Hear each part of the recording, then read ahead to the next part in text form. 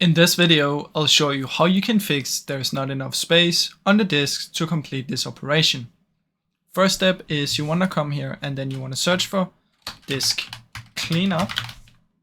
Open up the disk cleanup and select the one you want to do it on. Press OK, and in here you can select what you want to remove. So you can actually delete everything in here, but I prefer to keep my downloaded files.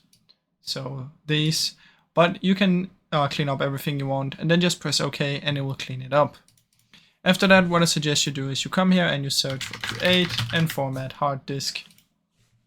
Come in here, and once you're in here, you want to select the disk, come to action, and then you want to rescan disks. Now keep in mind this can take quite a long time. It can take up to 10 minutes or even more, so just keep that in mind before you do it.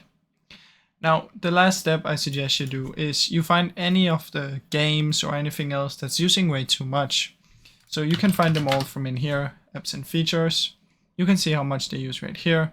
So if you have a lot of things that you don't use, you can just click and uninstall. Now, I really hope any of these help fix the issue. If they did, please leave a like and subscribe, as it helps me out a ton.